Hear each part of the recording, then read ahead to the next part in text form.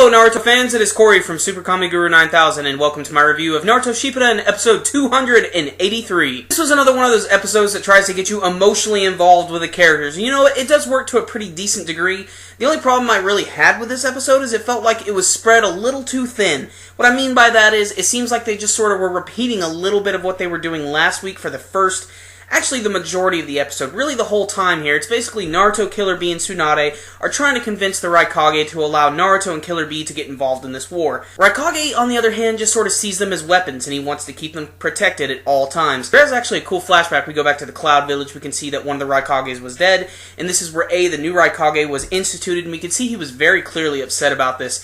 He even punched through like 10 different walls, he was so upset. This was a huge turning point for this character. This is when he stopped caring about the whole AB team, and decided that it's all about just protecting the village, nothing else. And that even means keeping Killer Bee confined to the Unraikyo Mountains, where he's going to train for his Tailed Beast Bomb.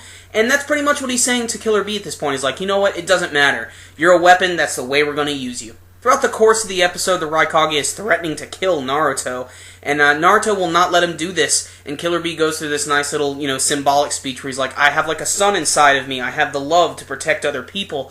Naruto has 2 sons. The Raikage asks him, what are those? And of course, it's Minato Namikaze and Kushina Uzumaki.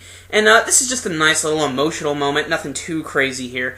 But eventually gets to a point in the episode where the Raikage finally does test Naruto, and he gets really, really fast, and he gets right up in his face, and it looks like he is about to punch him, very similar to when he was fighting against the 4th Hokage.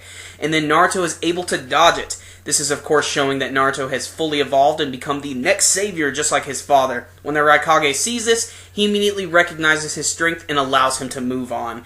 And this is just really good. It worked really well in the manga. It worked really well here. I just wish that it would have moved a little bit faster.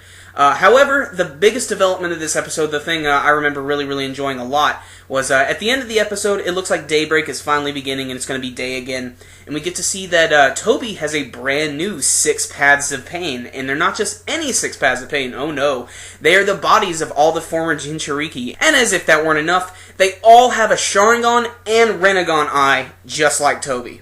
So like I said, this wasn't a complete waste of an episode. There was some pretty decent action and some character development from the likes of Killer Bee, Raikage, Naruto, and even Tsunade. There were some pretty decent flashbacks, just ways to flesh out the characters, and of course the war is getting ready to pick up again as daybreak is beginning. I cannot wait to see the Jinchuriki in battle with a Sharingan and Rinnegan eye. You know they're going to kick some ass. Next week's episode actually looks pretty interesting. It looks like we're going to go back to the 7 swordsmen. In particular, it looks like we're going to be looking at one of them. His name is Akebino, and he was the one who had the Helm Splitter sword, which was kind of that combination of hammer and sword in one. So I can't wait to see what they're going to do with him. But this episode right here, it was okay. It wasn't the best episode I've seen in a long time. But still, it's finally moving things forward. We can now see that Bee and Naruto are finally going to be joining the battlefield.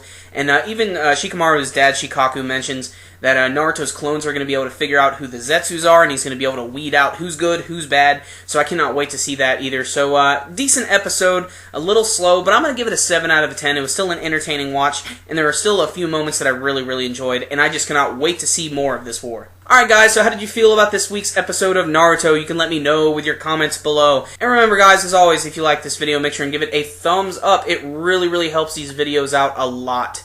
That concludes this review today. SuperKamiGuru9000. Out. Rinnegan and Sharingan, that's just cheap.